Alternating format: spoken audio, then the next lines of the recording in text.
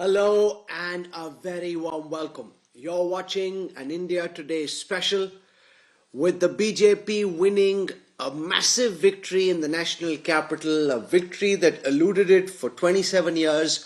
What are the big national implications and what could be the potential impact on Bihar politics?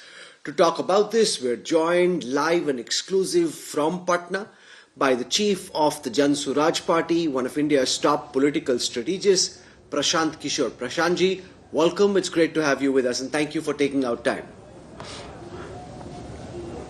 Thanks, Rahul. Prashant ji, आप busy हैं, बिहार में अलग अलग जगहों पे जन स्वराज पार्टी को बनाने की कोशिश कर रहे हैं, पर हमेशा नेशनल पॉलिटिक्स पे आपकी एक इंटरेस्टिंग पर्सपेक्टिव होती है, तो हमें लगा कि जाने की आपके हिसाब से अरविंद केजरीवाल की जो कोशिश थी चौथी दफा मुख्यमंत्री बनने की, एक बार फिर से दिल्ली में जीत दर्ज करने की, क्या वजह रही आपके हिसाब से कि अरविंद केजरीवाल की आम आदमी पार्टी, जिसने इतने साल तक दिल्ली में बीजेपी को पछाड़ के रखा था, इस दफा वो क्यों धराशायी हो गई? वेल राहुल, ये तो आम आदमी पार्टी और आप जैसे विशेषज्ञों का विषय है। हम लोग तो जो दूर से देख रहे हैं, थोड़ा बहुत जो समझ इसकी रखते हैं, मुझे ऐसा लगता है कि एक तो 10 साल का एंटी इनकम्बेंसी रहा, दूसरी बात केजरीवाल जी का खुद से मुख्यमंत्री न होना, मेरी समझ से वो एक बड़ी गलती आम आदमी पार्टी ने करी।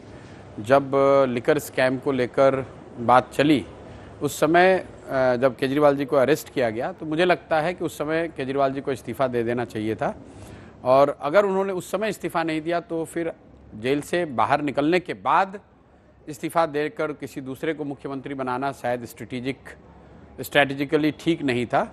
और पिछले मानसून में जो वाटर लॉगिंग की वजह से परेशानी हुई थी और जो सड़कों की स्थिति उसके बाद रही है, मैं उसको समझता हूँ कि लोकल लेवल पे वो भी बड़ा मुद्दा रहा है। तो कुल मिला जुलाकर केजरीवाल जी का जो पिछले 1-1.5 साल में पॉलिटिकल जो स्टांस उनके रहे हैं, इंडिया गठबंधन में जाना और फिर उससे एक तरह से निकल जाना, दूसरा आप जब आप पर लीगल केस हुए तो आपने इस्तीफ़ा नहीं दिया, जेल गए तब भी इस्तीफ़ा नहीं दिया, फिर वापस आकर इस्तीफ़ा दे दिया तो मुख्यमंत्री भी नहीं रहे, तीसरी जो गवर्नेंस को लेकर जो ढिलाई, जो एक तरह से उनकी कोर कंस्टिट्यूएंसी गरीबों की थी, झुग्गी झोपड़ियों की थी, उनको पिछले मानसून में जो तकलीफ़ हुई वाटर लॉगिंग की वजह से और ख़राब सड़कों की वजह से, उससे कहीं ना कहीं गवर्नेंस मॉडल को भी धक्का लगा। कुल मिला जुलाकर इन 3-4 बातों का प्रभाव रहा होगा, जिसकी वजह से उनके, मुझे लगता है कि 8-9% वोट शेयर कम हुआ है। अब सबसे बड़ा सवाल यह है कि आम आदमी पार्टी का और जो पूरा पॉलिटिकल स्टार्टअप था, आप भी एक तरीके से बिहार में एक पॉलिटिकल स्टार्टअप बनाने की कोशिश कर रहे हैं, तो आपकी पॉलिटिकल स्टार्टअप का इसके बाद क्या भविष्य है? क्या आपको लगता है कि यहां से अरविंद केजरीवाल और आप रिकवर कर सकते हैं, या आपको लगता है कि कहीं ना कहीं यहां से बस इनका पतन ही होने वाला है और डाउनहिल ही जाने वाले? नहीं, देखिए, किसी भी पॉलिटिकल पार्टी का लीडर का पतन और उसकी ओबिचुअरी लिखना तो समझदारी की बात नहीं है। Definitely this setback will hit them very hard. It's very tough for them to now regain the ground from here onwards. लेकिन अगर आपको याद होगा राहुल, 2021 में बंगाल के चुनाव के बाद मेरी आपसे और आपके को होस्ट राजदीप से बात हो रही थी, और उसमें आप लोगों ने मुझे बहुत लंबा ग्रिल किया था कि why Aam Aadmi Party can not become a national alternative to Congress, why they can not be the challenger to BJP. मैं सिर्फ इसलिए ये याद दिला रहा हूँ कि कितनी जल्दी जो क्वेश्चन करने वाले लोग हैं उनका अपना ओपिनियन बदलता है। आप आज से 4-5 साल पहले आप उस दल को नेशनल ऑल्टरनेटिव के तौर पे देख रहे थे या एग्जामिन कर रहे थे, चर्चा कर रहे थे। आज आप ये कह रहे हैं कि क्या अब उनके लिए राजनीतिक जर्नी ख़त्म हो गई। तो उस समय भी जो बात मैंने कही थी कि नेशनल ऑल्टरनेटिव बनना इतना आसान नहीं है, एक दिन में कोई 10 साल में कोई नेशनल ऑल्टरनेटिव नहीं बन सकता है, आसान बात नहीं है इंडिया जैसे देश में। उसी तरह से जो भी उनकी व्यवस्था है, जो उनकी पार्टी है, जो उनके फॉलोअर्स हैं, वो एक दिन में ख़त्म नहीं होंगे। इलेक्टोरल जीत हार तो मतलब लोकतंत्र का हिस्सा है, लोग जीतते हारते रहते हैं, झटका जरूर है, यहाँ से आने वाले समय में उनके लिए मुश्किल बहुत बड़ी होगी। लेकिन उनकी ओबिचुअरी लिखना और ये कहना कि अब आम आदमी पार्टी आगे खत्म हो जाएगी, ऐसा कहना मुझे लगता है कि it will be little bit too premature. AAP के नेता कहते हैं कि अब हम गुजरात पे फोकस करेंगे, केजरीवाल के पास बहुत टाइम है। अब इस पे दो थ्योरी हैं। पहली तो ये कि चूंकि दिल्ली से ही पॉलिटिकल पावर की सप्लाई हो रही थी, इसीलिए गुजरात की इकाई खड़ी हो पाई। अब जब यहीं का जनरेटर बंद हो जाए तो क्या गुजरात में पावर सप्लाई जारी रहेगी? क्या आपको लगता है कि वहां पे राजनीतिक जमीन उपजाऊ है उनके लिए, या आपको लगता है कि अब गुजरात जैसे स्टेट में अगले इलेक्शन से पहले अपनी जमीन तैयार कर पाना काफी और मुश्किल हो जाएगा आपके लिए? नहीं, देखिए, किसी भी पहलू के दो किसी भी विषय के दो पहलू हैं। एक तो ये है कि दिल्ली में हार का केजरीवाल जी के ब्रांड पे जो असर पड़ेगा, जो विश्वसनीयता है, उनकी जो ताकत है, जो एक सपोर्ट स्ट्रक्चर था, उस न होने का कुछ नुकसान है। लेकिन उसका दूसरा नज़रिया ये भी हो सकता है, दूसरा पहलू ये भी हो सकता है कि अब वो बिल्कुल स्वतंत्र हैं, मुख्यमंत्री नहीं हैं, दिल्ली की व्यवस्था चलाने की कोई जिम्मेवारी उन पर नहीं है, तो पूरा टाइम, पूरी एनर्जी, फोकस वो गुजरात या जिन भी राज्यों में वो चाहे वहाँ लगा सकते हैं। तो ये तो मतलब कई बार जो आपके लिए चुनौती है वही बहुत बड़ी अपॉर्चुनिटी भी बन सकती है। और गुजरात में भी बहुत लंबे समय से भाजपा की सरकार है और पिछली बार पहली बार लड़ते हुए आम आदमी पार्टी ने अच्छा प्रदर्शन किया था। तो मैं उस संभावना से बिल्कुल उसको सिरे से खारिज नहीं करूंगा कि आम आदमी पार्टी के लिए कुछ संभावना, अगर वो मेहनत करें, सही में प्रयास सही हो, तो उनके लिए कोई संभावना गुजरात में नहीं है, ऐसा कहना ठीक नहीं है। वो संभावना भी बन सकती है। दूसरी थ्योरी यह है कि इनकी पंजाब की सरकार को भी खतरा है। कल कई सारे कांग्रेस के नेता आए, उन्होंने कहा कि 32 से ज्यादा आपके विधायक हमारे साथ संपर्क में हैं। हालांकि अभी किसी को नहीं पता, लेकिन आप अगर पॉलिटिकली उसको एनालाइज करें तो क्या आपको लगता है कि जिस तरीके से एकनाथ शिंदे पैदा हुए महाराष्ट्र में, वो शिवसेना को तोड़ते हैं, वहां पे सरकार बनती, क्या पंजाब में भी कुछ ऐसा होगा, या आपको लगता है कि सेंटर के लिए यही बेहतर होगा कि जैसी चल रही है पंजाब की सरकार चलती रहे और अगले इलेक्शन में देखते हैं क्या होता है? नहीं, देखिए, पार्टियों को तोड़ने की जहाँ तक बात है या पार्टियों के टूटने की जो अपनी घटना है, वो तो पंजाब में इतना तो नहीं दिखता है, क्योंकि पंजाब में बीजेपी इतनी बड़ी ताकत तो है नहीं। और आम आदमी पार्टी के बहुत सारे लोग टूट के कांग्रेस में चले जाएं, इसकी संभावना तो मुझे नहीं लगती है। मैं बिल्कुल हैंड्स ऑन वहाँ, मुझे कोई वहाँ की घटनाओं की जानकारी नहीं है, लेकिन मुझे नहीं लगता है कि कोई इमीडिएट थ्रेट पंजाब के गवर्नमेंट को होगा। आगे वहाँ पर लड़ाई आम आदमी पार्टी और कांग्रेस में आमने सामने है, उस समय भले उस पर कुछ असर पड़ सकता है, दिल्ली में सत्ता में न होने का असर पड़ सकता है, आम आदमी पार्टी की लोकप्रियता में अगर कोई कमी आई है उसका असर हो सकता है, पंजाब में वो सरकार कैसे चला रहे हैं उसका असर हो सकता है। लेकिन आम आदमी पार्टी में कोई टूट हो और वो टूट कर एक बड़ी संख्या में विधायक किसी दूसरे दल में चले जाएं, इसकी संभावना मुझे बहुत कम लगती है। कांग्रेस के लिए अब 6 दफा हो गया, 3 दफा लोकसभा इलेक्शंस में, 3 दफा असेंबली इलेक्शंस में कि 0-0-0-0। आपके हिसाब से दिल्ली की जनता के बीच में कांग्रेस एक बार फिर से क्यों अपना कुछ भी परफॉर्मेंस बेहतर नहीं कर पाई? 2% वोट शेयर बढ़ता है लेकिन सीट शेयर 0 का 0 रहता है।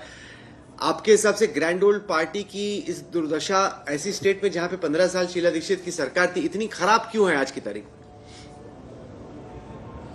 नहीं, ये दिल्ली एक्सेप्शन नहीं है। कांग्रेस मतलब पिछले 50 साल की अगर देश की लोकतांत्रिक हिस्ट्री को आप उठाकर देखेंगे तो कांग्रेस जिस किसी भी राज्य में तीसरे नंबर का दल हो जाती है, वहाँ से वो रिवाइवल नहीं कर पाई है।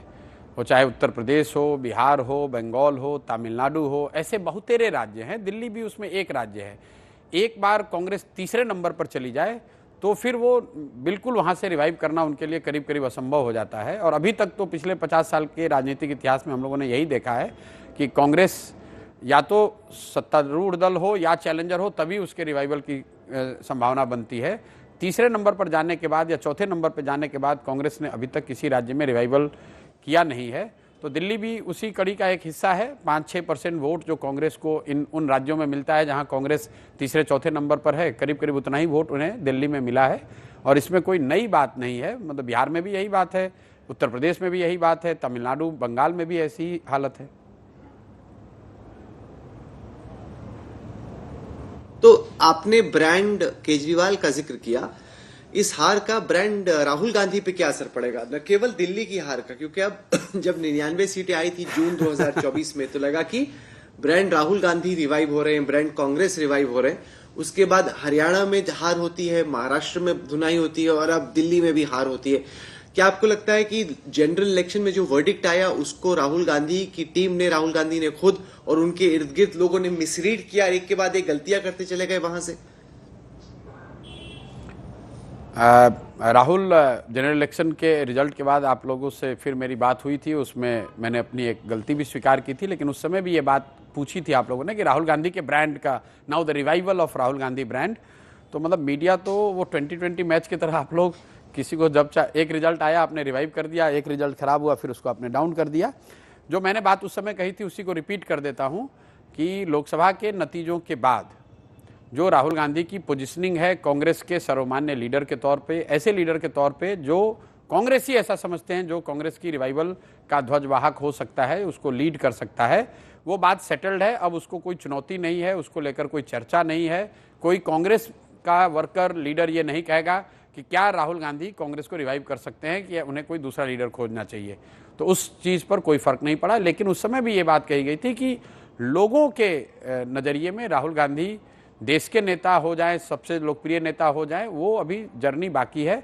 और उस समय मैंने एक आंकड़ा भी आपको दिया था कि इंदिरा जी के नेतृत्व में जब कांग्रेस हारी थी, सबसे बड़ी कांग्रेस की हार हुई थी, तब कांग्रेस को 175 सीट मिले थे लोकसभा में। और राहुल जी के नेतृत्व में जब कांग्रेस सो कॉल्ड जीत कर आई है तो उनको 99 सीट मिला है।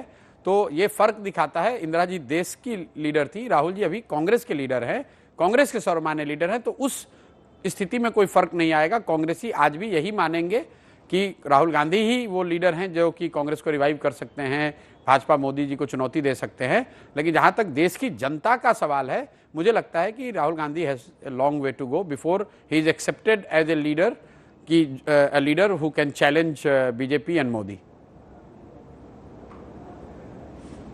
नहीं तो आपको कोई स्ट्रैटेजी नजर आती है या आपको लगता है कि होपलेस केस है? क्योंकि ये एक मौका है, अगला इलेक्शन बिहार में है, ये एक ऐसा साल है जहां पे कांग्रेस के इनसाइडर्स कहते हैं कि ऑर्गेनाइजेशनल स्ट्रेंथनिंग करने के लिए यही मौका है, क्योंकि कांस्टेंट इलेक्शंस नहीं है इस साल। तो अगर आप रणनीति बना रहे होते राहुल गांधी को, कांग्रेस को, आप अभी क्या सलाह देते? भाई मैं खुश नसीब हूं कि मैं रणनीति उनके लिए नहीं बना रहा हूं। और the more I look back कि मैंने जो डिसीजन लिया 3 साल पहले कि उन लोगों के साथ नहीं जाना है, मोर और less I have been proven right in my own decision.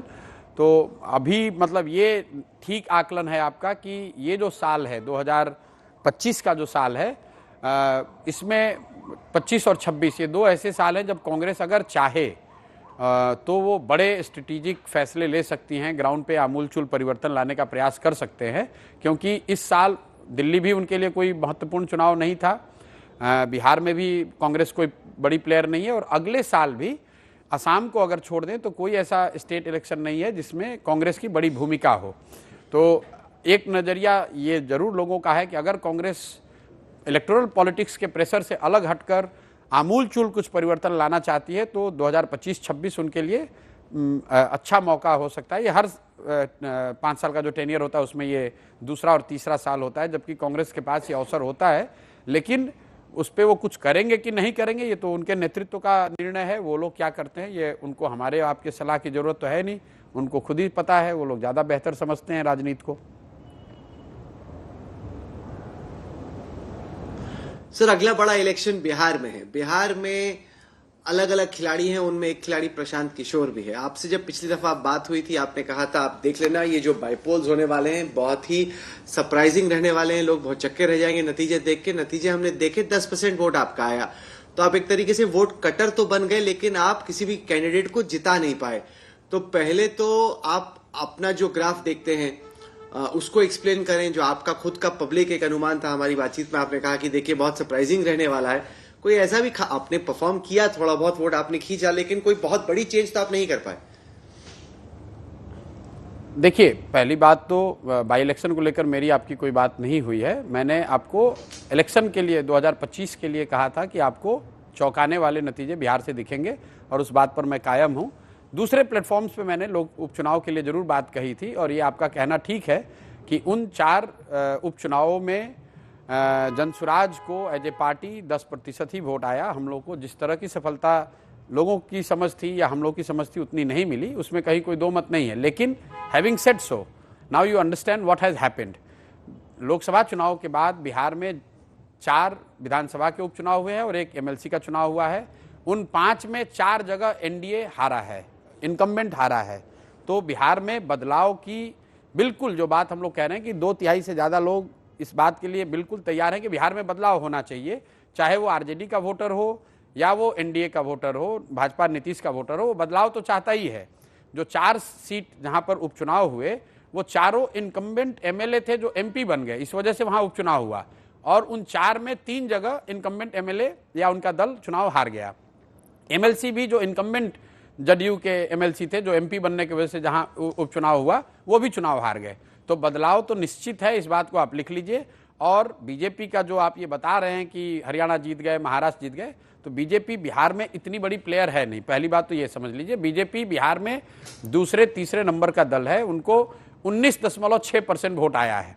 और आप ये बता रहे हैं कि जैसे बीजेपी ही बिहार की राजनीति की दिशा तय करेगी, ये बात नहीं है। निश्चित तौर पर अगर आपको पीछे हरियाणा में, महाराष्ट्र में सफलता मिली है तो उससे उनके वर्कर्स का, नेताओं का मोराल बढ़ सकता है। लेकिन यहीं बगल हरियाणा, झारखंड में बुरी तरह भाजपा हारी भी है। तो बिहार दिल्ली नहीं है, बिहार हरियाणा नहीं है। बिहार की राजनीति अलग है, यहाँ के विषय अलग हैं, यहाँ के मुद्दे अलग हैं और भाजपा की ताकत यहाँ अलग है। एक बार मतलब पूरे जीवन में भाजपा वाले एक ही बार 150 सीट पर चुनाव लड़े हैं। यहाँ पर 243 विधानसभा क्षेत्रों में भाजपा 150 सीट पर एक बार लड़ी है, बाकी वो 100 या 100 से कम सीटों पर चुनाव लड़ते हैं। तो बिहार में भाजपा की ताकत इतनी नहीं है कि वो अपने दम पर बिहार की राजनीति की दिशा तय कर दें। लेकिन आपको चुनाव के जब नतीजे आएंगे तो आपको दिखेगा, बिहार से आपको अप्रत्याशित रिजल्ट दिखेंगे। इस बात पर बिल्कुल मैं कायम हूं।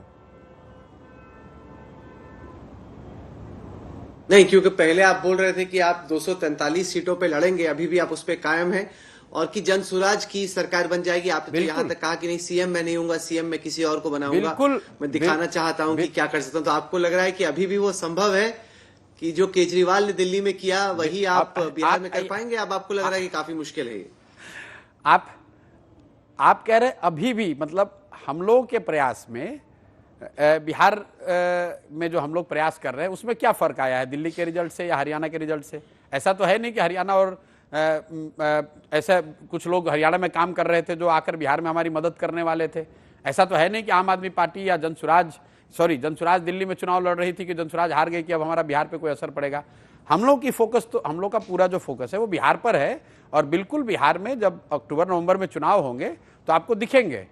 तेजस्वी यादव से बात हो रही थी, उन्होंने कहा प्रशांत किशोर तो भाई ये बीजेपी की बी टीम है, इनकी कॉर्पोरेट फंडिंग है, इनसे कभी पूछे इनको पैसा कहां से आता है, क्यों आता है। वो कह रहे हैं कि कुल मिला के आपको खड़ा किया गया है ताकि जो एंटी इनकम्बेंसी का जेडीयू बीजेपी का वोट है उसका थोड़ा हिस्सा आप तोड़ दें और आरजेडी कांग्रेस की जो सरकार बन सकती है, क्योंकि आपने कहा कि काफी एंटी इनकम्बेंसी वाकई में इतने पीरियड ऑफ टाइम में बिल्ड हो गई है, एंटी इनकम्बेंसी के वोट को काट दे और आपको खूब कॉर्पोरेट घरानों से पैसा आ रहा है क्योंकि आप बीजेपी की बी टीम है। इस पे आप कैसे रिस्पॉन्ड करते हैं? भाई चलिए, कम से कम मान तो रहे हैं कि जनसुराज है। उससे पहले तो आप मिले थे तो आपने कहा कि तेजस्वी यादव ने कहा कि जनसुराज को कोई नोटिस ही नहीं लेता है। तो नोटिस तो ले रहे हैं क्योंकि हर जगह चुनाव हार रहे हैं। कौन बी टीम है और कौन ए टीम है उसको तो जनता को फैसला करने दीजिए। आप पत्रकार हैं, आपने उचित अगर समझा होता तो उनसे ये भी पूछा होता कि तेजस्वी यादव आपको आरजेडी को फंडिंग कहाँ से आती है? कांग्रेस को दिल्ली में 6% वोट आया है, तो क्या कांग्रेस वाले भाजपा के बी टीम हैं? आप लोग कल से पूरे देश में मीडिया एनालाइज कर रही है कि कांग्रेस की वजह से कितनी सीटें आम आदमी पार्टी हार गई। तो क्या कांग्रेस वाले भी बीजेपी के बी टीम हैं? ये तो किसी को कुछ कहने, तेजस्वी यादव को यहाँ भाजपा का डर दिखाकर मुफ्त में वोट लेने की आदत लगी हुई है, तो स्वाभाविक है कि वो घबराए हुए हैं कि भाई जनता के सामने कोई तीसरा विकल्प आ जाएगा तो उनकी मुफ्तखोरी, राजनीतिक मुफ्तखोरी है, वो खत्म हो जाएगी। अच्छा, ये बताइए कि नीतीश कुमार का वोट बैंक आपके हिसाब से इंटैक्ट है कि नहीं? हमने लोकसभा इलेक्शंस में देखा कि जब हुआ तो आप, ये बात सही है कि बीजेपी वहां पर इतनी बड़ी पार्टी नहीं है, लेकिन बीजेपी प्लस जेडीयू कुल मिला के जो कॉम्बिनेशन बनता है वो बड़ा स्ट्रांग बन जाता है। आप बार बार ये कहते हैं कि नीतीश कुमार अब थोड़े से थक गए हैं, अब उनमें वो एनर्जी नहीं है चला पाने की। उनका वोट बैंक आप मानते हैं कि बरकरार है बाय एंड लार्ज? भाई नीतीश कुमार शारीरिक रूप से टायर्ड और मेंटली रिटायर्ड हैं। आप इस बात को मैं आप कैमरे पे कह रहा हूं कि physically tired and mentally retired Nitish Kumar ji अभी इस स्थिति में भी नहीं है कि अपने मंत्रिपरिषद के सदस्यों का नाम और विभाग बता सकें कैमरे पर। तो काम करना, वोट बैंक और चुनाव जीतना वो तो बहुत बड़ी बात है। अब चूंकि मुख्यमंत्री के पद पर हैं, व्यवस्था ने उनको एक तरह से संजोग संभाल कर वो जनता के सामने आते हैं। उनकी स्थिति ऐसी नहीं है कि वो कोई बहुत बड़ा राजनीतिक प्रयास कर सके।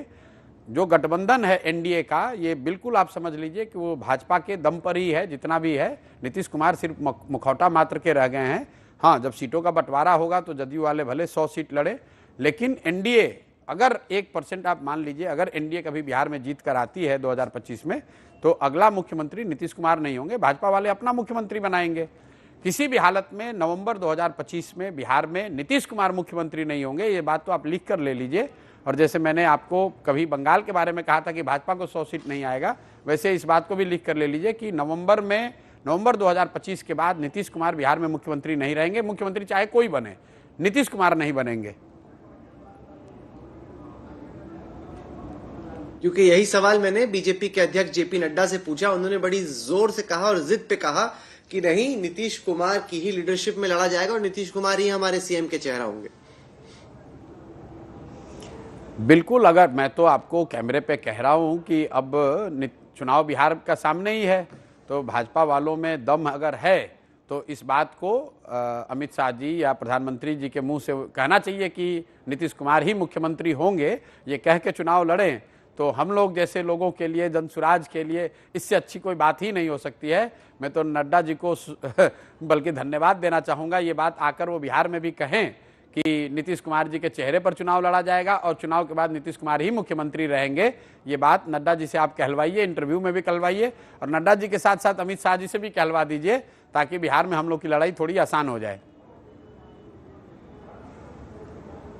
अच्छा, आखिर में ये बताएं कि चुनाव लड़ाने में ज्यादा मजा आता है या चुनाव लड़ने में? आप खुद लड़ेंगे चुनाव या अभी भी पर्दे के पीछे से दूसरों को ही डायरेक्ट करेंगे? नहीं, मैं चुनाव पहले भी लड़ा रहे थे, अभी भी लड़ा रहे हैं। फर्क इतना ही है कि पहले टीएमसी और दूसरे दलों को लड़ा रहे थे, कांग्रेस को लड़ा रहे थे, एसआरसीपी को लड़ा रहे थे, अभी जनसुराज को लड़ा रहे हैं। मोर और लेस काम वही कर रहे हैं जो पहले कर रहे थे। अभी डबल रोल हो गया है। जैसे आप सिनेमा में देखते हैं कई एक्टर को डबल रोल हो जाता है, तो वही डबल रोल हो गया। आप चुनाव लड़ा भी रहे हैं और पर्दे के सामने आकर जो काम करना है वो भी कर रहे हैं। जन स्वराज की प्रशांत किशोर की आइडियोलॉजी क्या है? ना ये हिंदुत्व कैंप में आते हैं, ना सेक्युलर कैंप में आते हैं, ना सामाजिक न्याय के कैंप में आते हैं। इन्होंने तो ममता बनर्जी के लिए भी चुनाव लड़ाया है और मोदी और अमित शाह के लिए भी, कि मतलब ये बड़े आइडियोलॉजिकली एग्नोस्टिक है। प्रशांत किशोर ने मोदी को चुनाव लड़ाने में मदद करी होगी। प्रशांत किशोर ने नीतीश कुमार, कांग्रेस या ममता जी को चुनाव लड़ाने में मदद करी होगी। जनसुराज ने थोड़ी ना उनके साथ अलायंस किया है। जनसुराज की जो आइडियोलॉजी है वो आपके सामने है। पिछले 2.5 बरस से बिहार के एक एक गांव में लोगों को पता है कि जनसुराज की क्या आइडियोलॉजी है। जनसुराज की आइडियोलॉजी जो महात्मा गांधी की, बाबा साहब अम्बेडकर की है, जो लोगों ने मिलकर बनाया है। 2 साल के विचार विमर्श, मेरी पदयात्रा, मेरे प्रयास, सारे लोगों ने मिलकर जो जनसुराज की विचारधारा तय की है, जनसुराज की विचारधारा वो होगी। ये जरूरी तो है नहीं कि आप कह रहे हैं कि समाजवादी होनी चाहिए इसलिए समाजवादी विचारधारा होगी, या आप कहेंगे कि सामाजिक न्याय होना चाहिए इसलिए सामाजिक न्याय होगा। जनसुराज की अपनी भी जो विचारधारा है कि जो गांधी को मानने वाले लोग हैं, जो गांधी की विचारधारा है, जो बाबा साहब अम्बेडकर की विचारधारा है, इन 2 विचारधारा के लोगों को एक साथ लाकर एक नया प्रयास करने का जो की कोशिश चल रही है वो आपके सामने है। जो परिणाम होंगे वो भी आपको सामने दिखेगा। चलिए, एक अरविंद केजरीवाल थे जो आईआईटी से निकलकर चीफ मिनिस्टर बन गए, पार्टी खड़ी कर दी। अब प्रशांत किशोर कोशिश कर रहे हैं यूएन से निकल के अपनी पार्टी बना के चीफ मिनिस्टर बनने की या बनाने की। अब सारा ध्यान बिहार की ही राजनीति पर रहने वाला है। दिल्ली का चुनाव हो चुका है। आपने वक्त निकाला, दिन भर आप सभाओं में थे, कार्यकर्ताओं के बीच आपने वक्त निकाला, बहुत बहुत शुक्रिया। देखना होगा कि जो बातें आप कर रहे हैं उसको किस हद तक आप कार्यान्वित कर पाते हैं। बहुत बहुत शुक्रिया आपका।